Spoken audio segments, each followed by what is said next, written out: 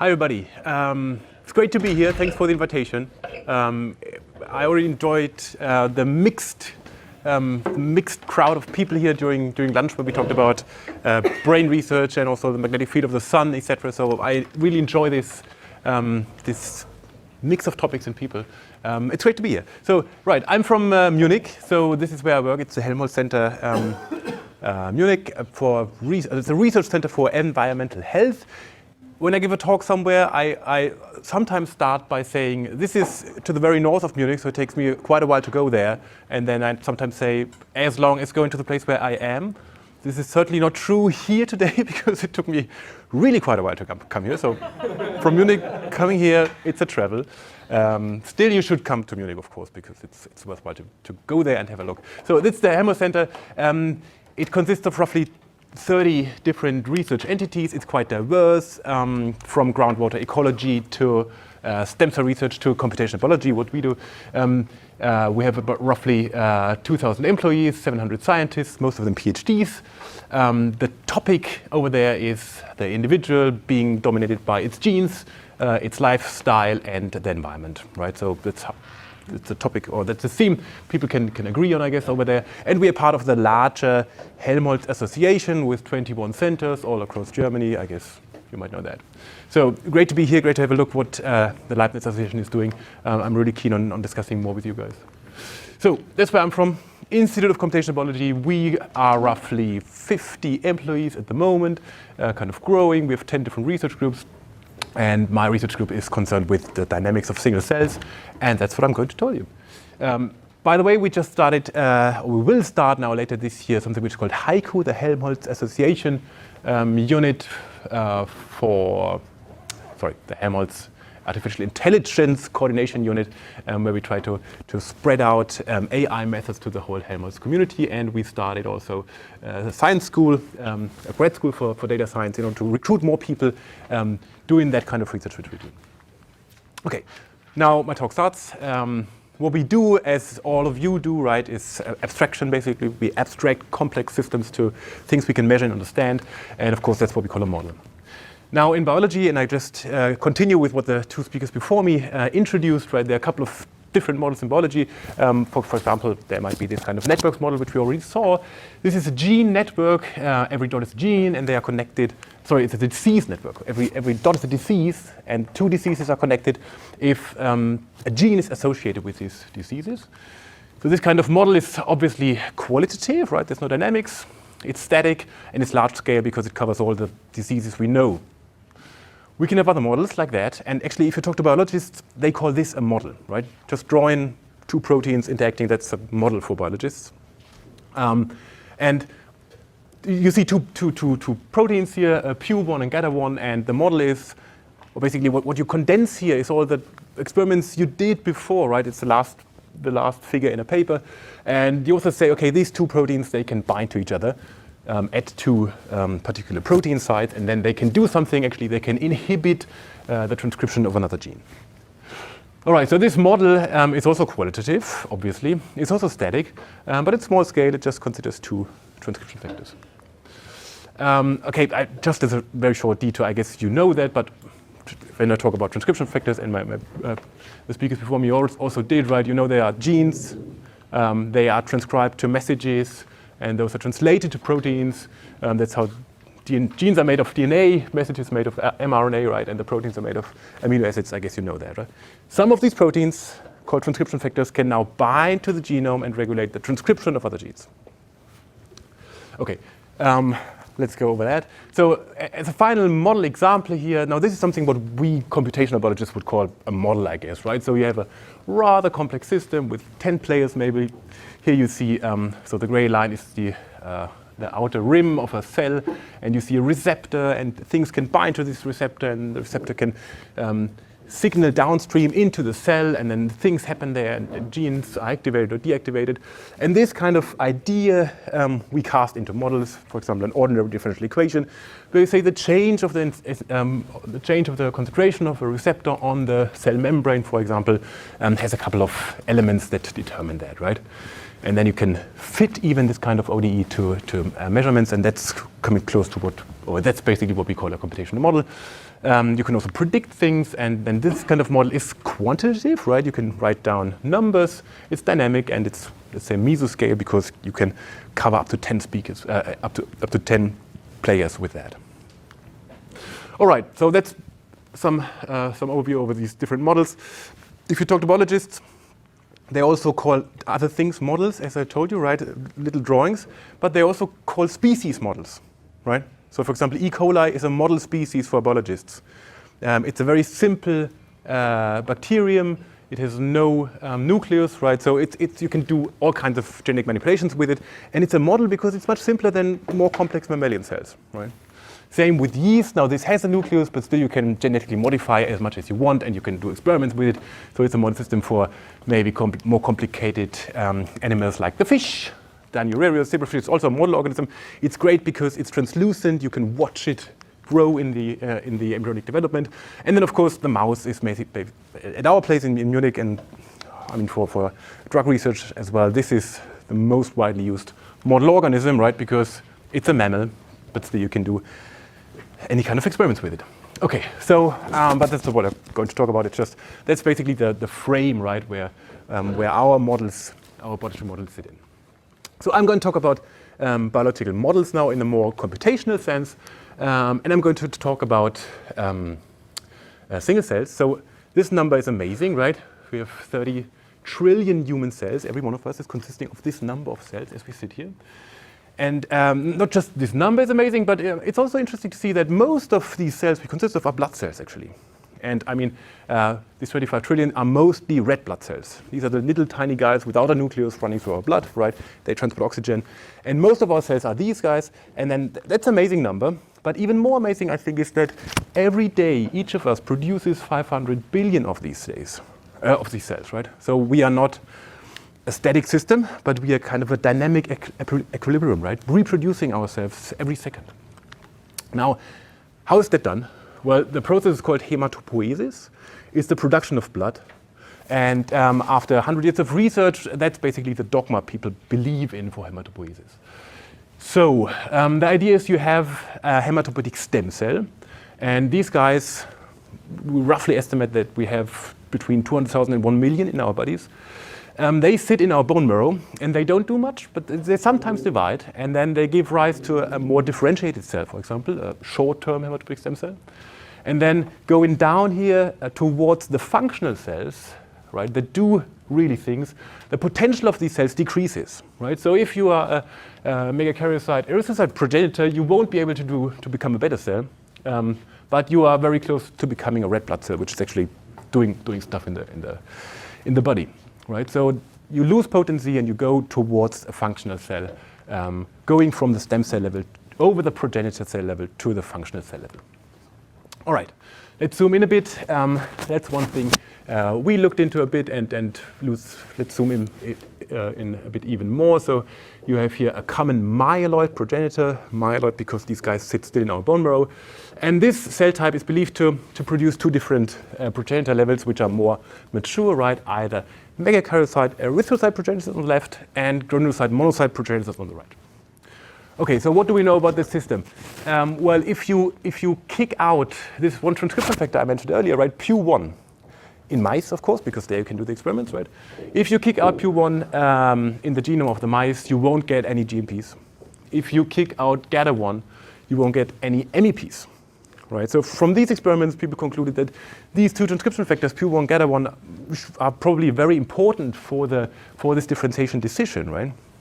And then if you think about how is such a CMP cell able to make this decision, either to become an MEP or to become a GMP, then these two transcription factors are probably important.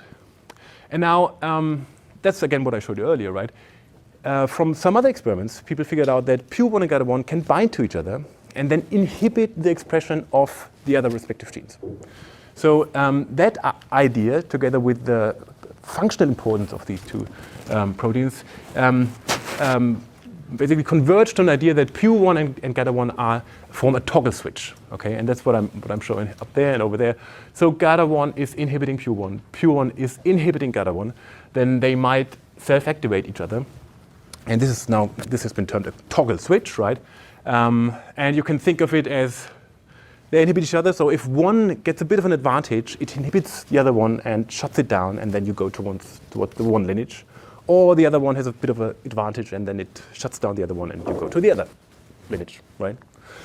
And this toggle switch you can nicely model. So you can write down an ODE where you say the change of the one protein, X1, is determined by a self-activation term. And then you have a mutual inhibition term, right? So you have the other guy down here. The larger that is, the less increase of X1 you get. And you also have a decay term because these proteins are degraded over time. And if you do that in a perfectly symmetric manner for the two proteins, and then you simulate it or you look at the solution of this ODE system, you find that if you tune the parameters in the system appropriately, you see that you have three stable states of the system.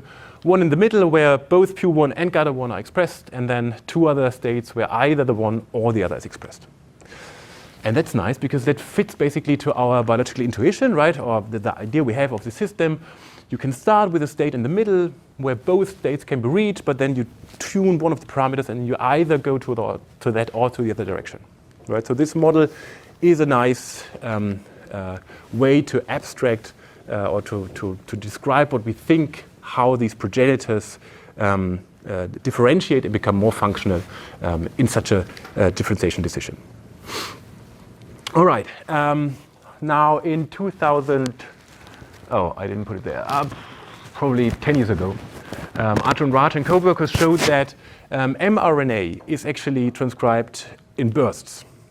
That means that the DNA where the mRNA, the DNA which codes for the gene, right? This is closed most of the time, but then sometimes it opens, and then many polymerases run over this gene stretch and produce many mRNAs at one time, right? So we get a lot of mRNAs, which is called a burst, and then the gene shuts down again and it's closed. And to describe that, actually, an ODE is not really appropriate, right? For that, you rather need a stochastic description of the system. And so we came up in a master's thesis at that point and tried to just cast this toggle switch into a stochastic formulation. And then you have to write down the equations for that stochastic system. Since it's too complicated to solve it, the only thing you can do is simulating it, and that we did. And if you do that, you can also simulate a typical cell trajectory. And then you find that if you start in the middle, in an undecided state, you see how such a simulation gives you the one or the other state, and actually the attractor structure is here a bit more complicated as compared to the ODE case, but you get the same thing, right? Starting from one undecided state, you either go to the one or the other direction.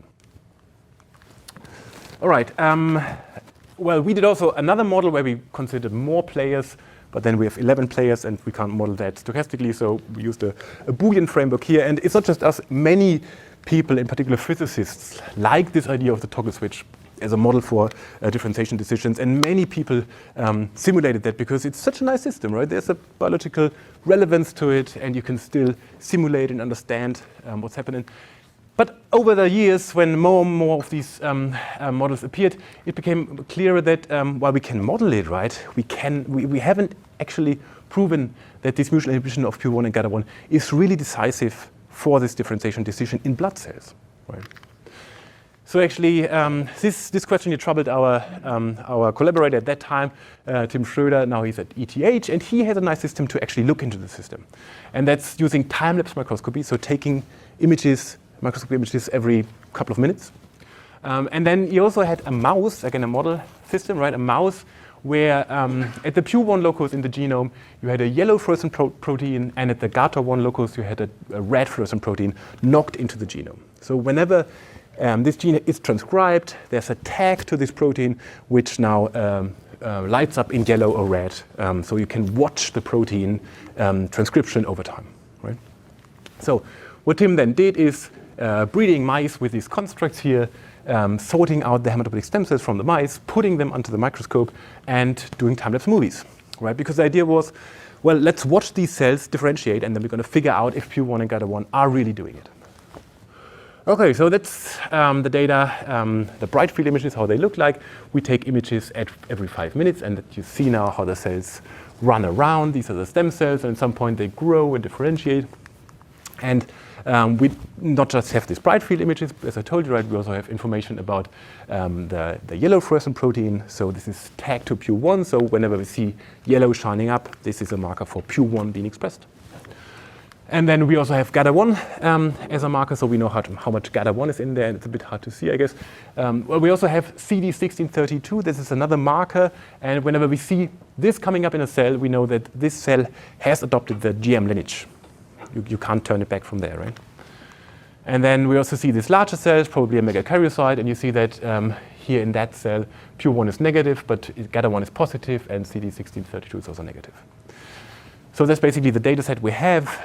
Bright field images every 10 minutes, then every half an hour we do these fluorescent images. And now in order to answer that question, right, if PU1 and GATA1 are really decisive, our idea was to quantify protein levels in single cells, right? So we want to know in one particular cell how much PU1, how much GATA1 is in there.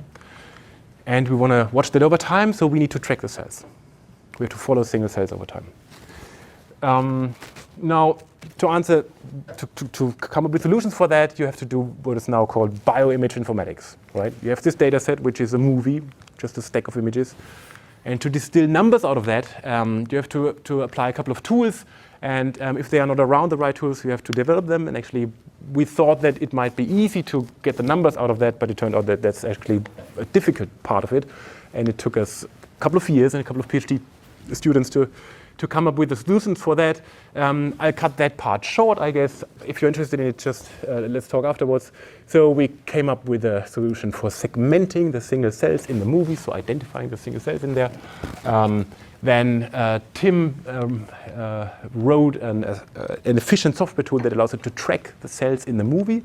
And that's actually not done by the computer, but automatically. So a student sits there and follows the single cells over time. And nowadays, there's a better solution for that. Single cell quantification, so whenever once you track the cells, we again do a segmentation of the cell, which gives you this mask here, and then we just sum up all the intensities in that mask. We also wrote a tool that allows you to efficiently go into the data set and figure out where the segmentation fails and adapt it. And then finally, in all these movies, we have a problem because in all the images, we have more photons being generated in the middle of the image for one photon you put in as compared to the edges of the image, right? So it's an uneven illumination. And to correct for this shading effect, we came up with a tool that estimates the background of these images using the assumption that the background should be the same in all these images. And if we do that, we can make the images flat and compare cells all over the image. Putting all that together, we were at the end able to track the single cells, as you see, right?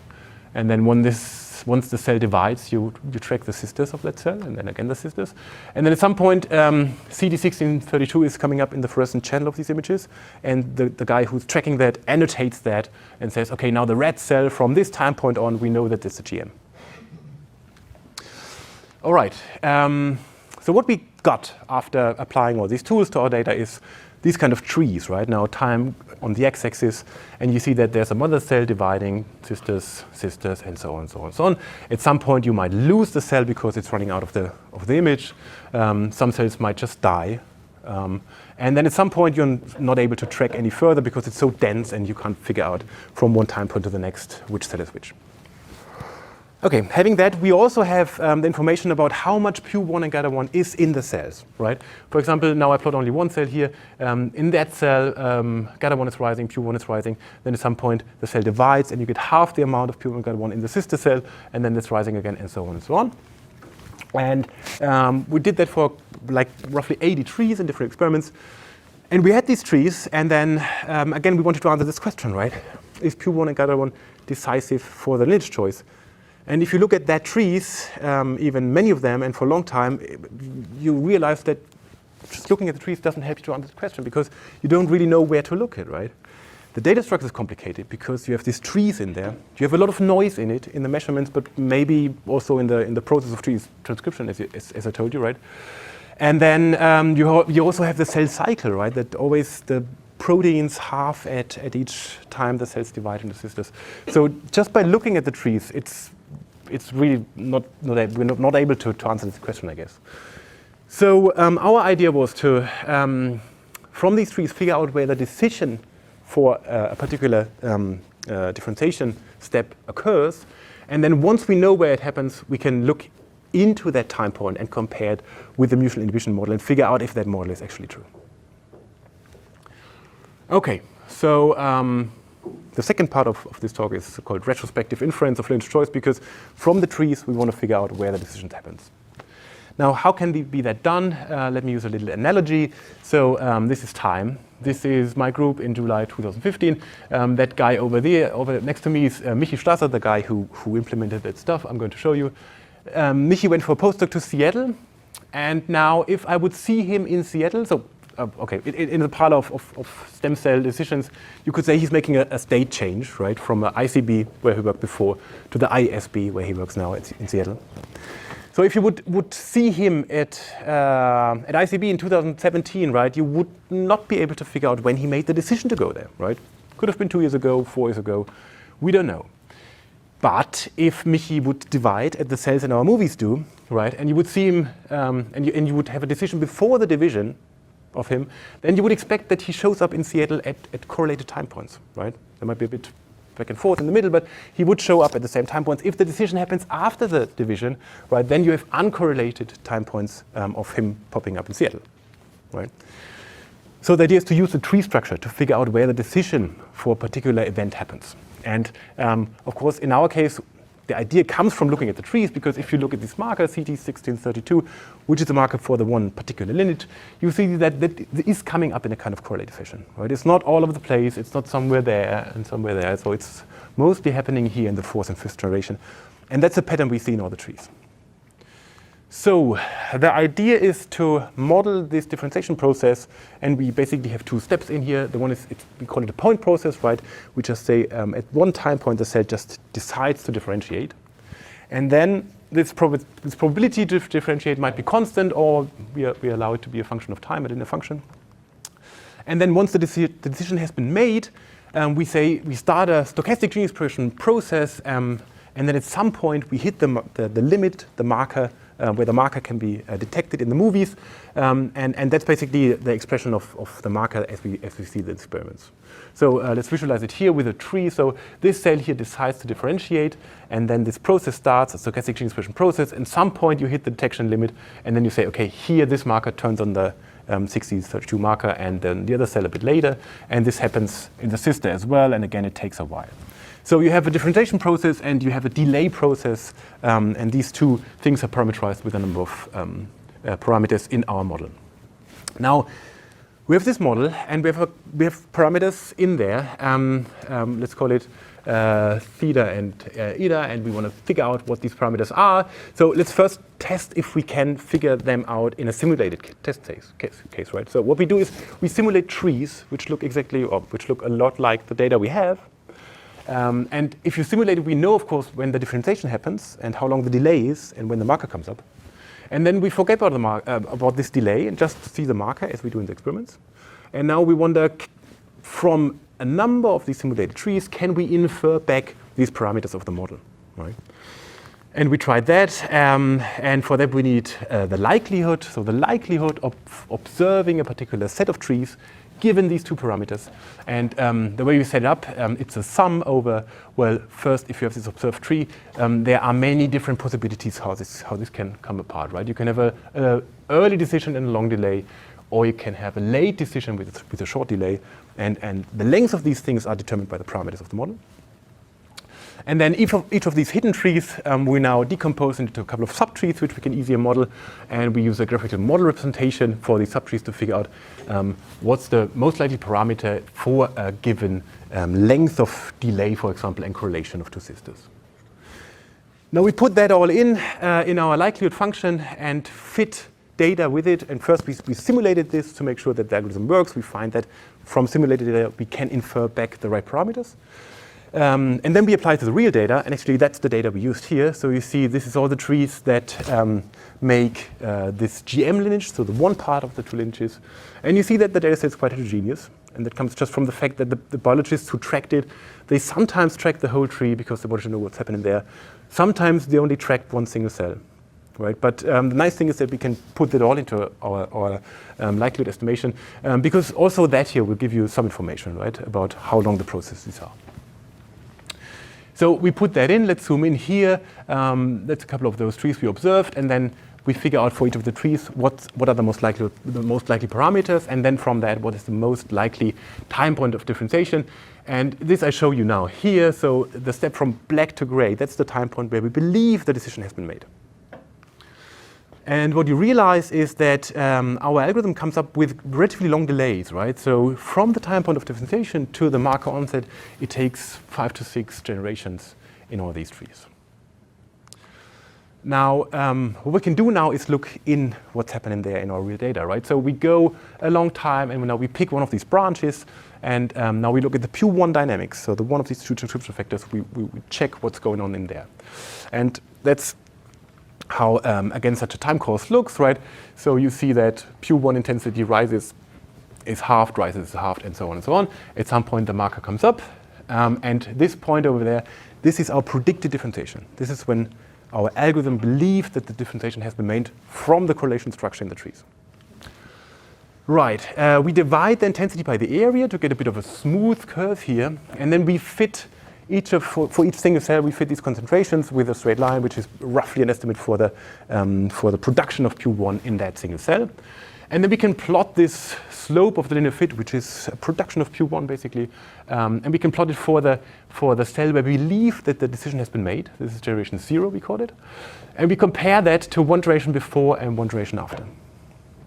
And we also compare it to the generation where CD1632 is definitely there. And what you can see is that Q1 production does not change at this time point where we think that the decision has been made, right? And actually, if you look at the model, you would expect that, you know, when this toggle switch tilts, right, and Q1 is winning over Gata 1, then at that time point, Q1 shoots off, right? So from looking at it, we thought, well, that's not what you would expect from the model, but of course, it's not enough to reject the model, right? However, we thought what we can do now to really reject the model is just taking this toggle switch model, implementing it, simulating it, right? Exactly the same number of trees we had in the experiment, and then checking what we get from it, right? So we simulate trees here with the parameters we inferred. And then from all these trees, we look again at these time points where we think that the prediction happens. Actually, in that model, we don't know where the decision happens, because in this toggle switch thing, right, it's a delicate balance between the two factors, and at some point it tilts, right?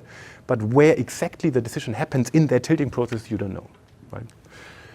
So we also infer for those trees where we believe the decision happens, and then we look again how Q1 is developing there. And for these simulations, you see that at the time point where our algorithm thinks the decision happens, there you see indeed a significant increase of Q1 production from a level which is around 0 to a higher state. So in the model when the balance tilts, Q1 is highly produced.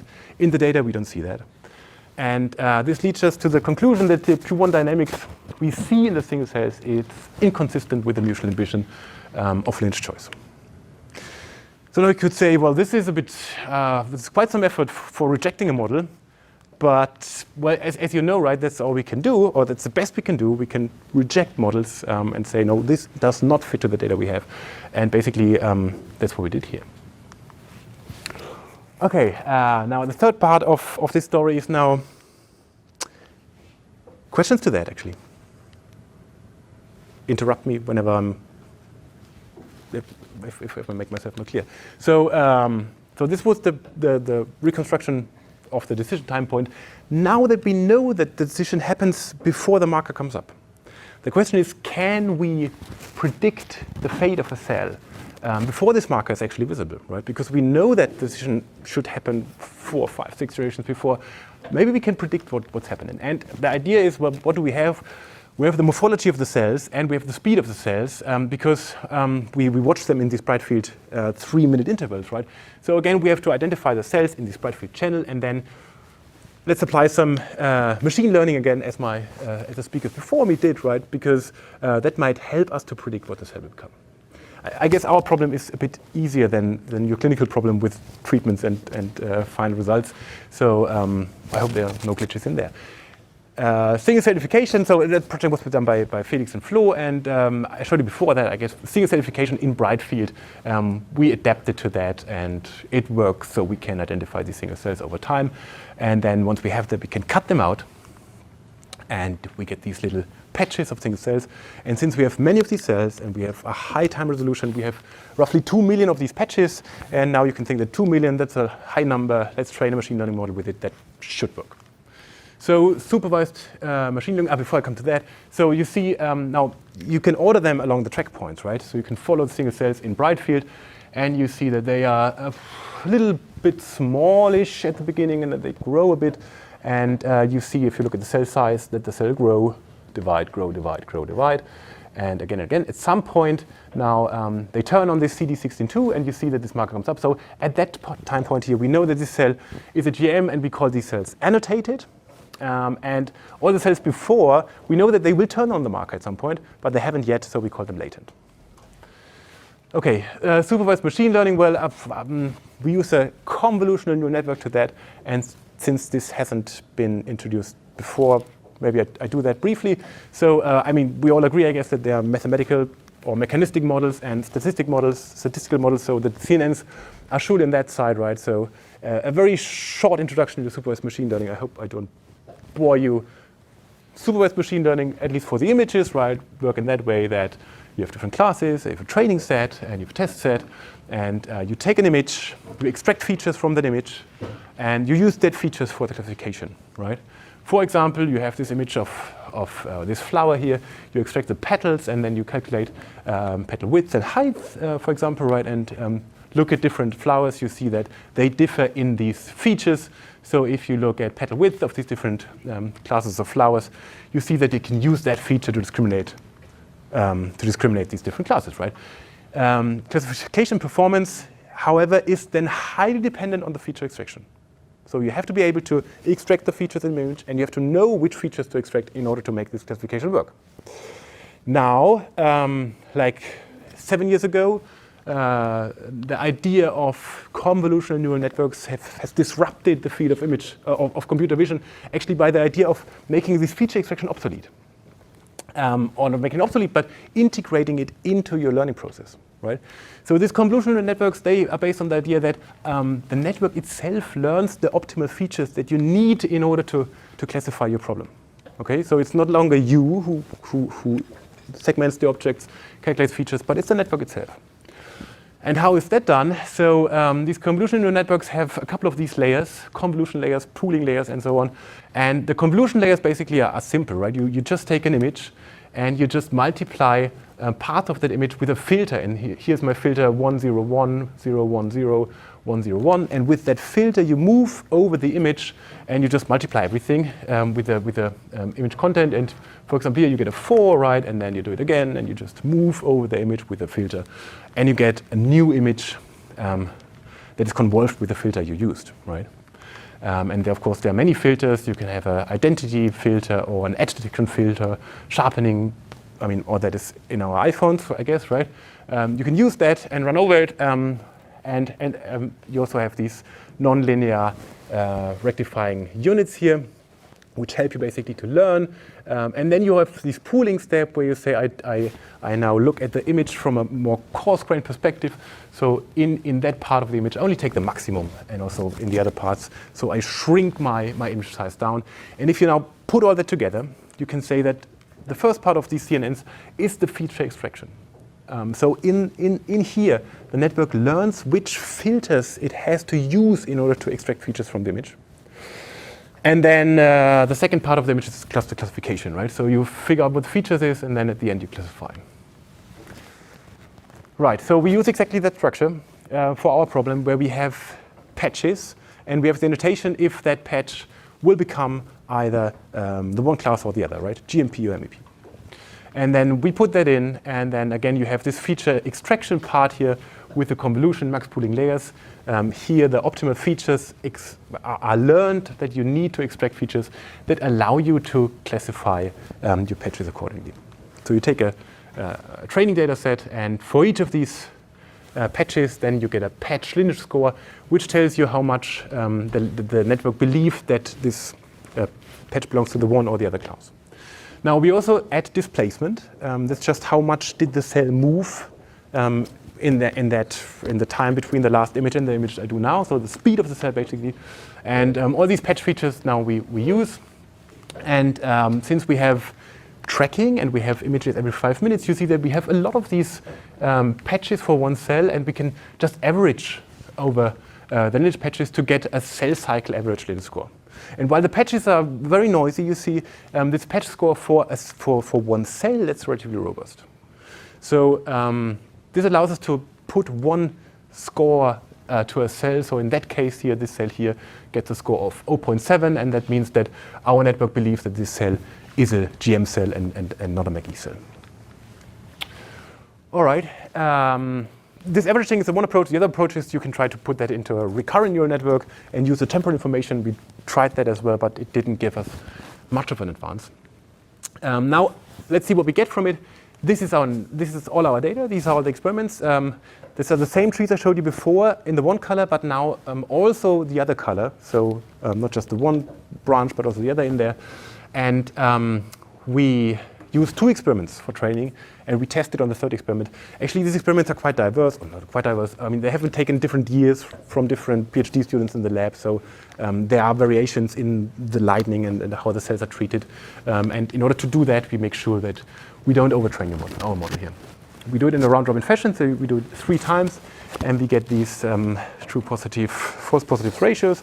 We calculate the area under the curve as a measure for the goodness of a prediction. And now we put in the so we train on the annotated cells, those that have the marker already, and then we test on the annotated cells in the 3rd experiment. And you see that we get AUCs for these annotated cells above 0.8 mostly, and that's quite okay. But the more interesting thing is that if we now take a cell that hasn't turned on the marker yet, these latent cells, and we do the classification, we find that up to 3 iterations before the marker comes up, we get similar AUCs. So we are able to predict the cell fate up to 3 iterations before this marker is visible. And since these blood cells divide every 12 hours roughly, we can go 36 hours before the conventional markers come up to predict what the cells will be. Now, what can we do with it? Well, one idea would be to not do an experiment where you put the cells in culture and watch them differentiate, track them, and then come with the trees, but to stop the experiment in between when they haven't turned the marker on yet. And then do maybe a single-cell RNA-seq experiment where you profile the expression of each of these single cells, and then use our prediction to separate the cells into 2 classes, and then figure out which factors actually are differentially regulated at this early time point in the experiment, right? And that might tell you, if not PU1 and GATA1, which other factors, transcription factors, are involved in this differentiation process. Right. So Fabian Theis, who was initially invited here at the meeting, actually my boss, he would give a talk about single-cell RNA-seq because that's what he's doing all the time. You can imagine that. Thanks. You can imagine that if you do an experiment where you measure the mRNA expression in a bulk population of cells, million of cells, right? You get 20,000 data points basically, which is expression for each of the genes we have. If you do it now in 10,000 single cells, you get a matrix of 10,000 by 20,000. And these matrices biologists are faced with at the moment, right, to make sense of it. It's a high-dimensional problem. It's about a couple of gigabytes in the raw data. And Fabian and other people are developing methods to be able to make sense of this large data set, clustering the cells, finding trajectories in developmental processes. And that's basically what's he doing. Right, so the last part is clinical application of what I just showed you. And the idea here came when working together with clinicians in Munich who actually get blood samples of patients suffering from acute myeloid leukemia. And diagnosing leukemia is still based on this morphological assessment of people who are trained to do so. So if you don't feel well, your doctor will draw some blood, and then this is smeared out on a glass slide, and cytologists look on the glass slide under the microscope and count cells in there. So if we're able to recognize single cells, it might be a nice application for algorithm to do that in a clinical setting, right? So these are the blood smears that are assessed by cytologists. And we took 100 of those blood smears from AML patients and then from individuals which do not suffer from AML. And we digitized these samples in a scanner, basically. And these guys are the red blood cells here, and we are more interested in the leukocytes. So the cytologists go through these leukocytes, count them, and classify them into roughly 18 different cell types. And that's exactly what we did. So we, to get a training set, right, we asked the cytologists, please mark 100 of these cells in each patient and classify them into 80 different classes. And then the idea was to, again, train a CNN with it and see how well we perform there. So after scanning the stuff and after the cytologists doing the annotation, which is not that easy because they're busy with clinical routine, of course, we ended up with 18,000 of these single leukocytes. Then we wondered, so actually, sorry, this is a scheme of these 18 different classes. You know, these 18 different classes, we asked the cytologists to put the cells in. You can put them in this kind of hierarchy. So here are the good cells, so to say. Here are the mature cells. Here are the immature cells. Some of the immature cells are allowed to show up in your blood, but these blasts here, they shouldn't show up in your blood. If you recognize blast cells in your blood, then that's a clear sign of acute myeloid leukemia. And now the task was to identify these blasts from the other cells, right? So that's what we ask our classifier to do. And if we train the classifier with these cells and then figure out how well we can do that, you see that our sensitivity and specificity is pretty high, 99.2 area under the curve. It's just a number, doesn't tell you much. In order to get a better feeling of what that means, we asked a second cytologist to just do exactly the same what our computer did. So we showed the cytologist the same images of a test set that the computer got and do again this classification into 18 different classes. And you see that the human cytologist performed roughly as good as our approach. So, which is, I guess, good indication that this can be used in further applications in the clinics. One last thing you should do when applying these CNNs, you should check whether you learn real information or just crap. And one of the ways to do that is using saliency maps, which tell you which of the pixels you have in the image are actually important for the final classification.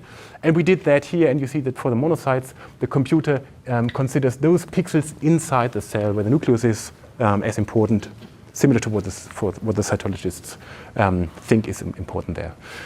Same for the classes. Okay, I showed you that image computing can distill numbers out of these images, right? I showed you that pure one dynamics is inconsistent with the toggle switch model, and morphodynamics of single cells is predictive of lineage choice. Well, I skipped that. I want to thank the people involved, basically who did the work, collaborators, my group at the moment, funding body, and thank you very much for your attention. Thank you very much for this last presentation. So there's time, 1 minute for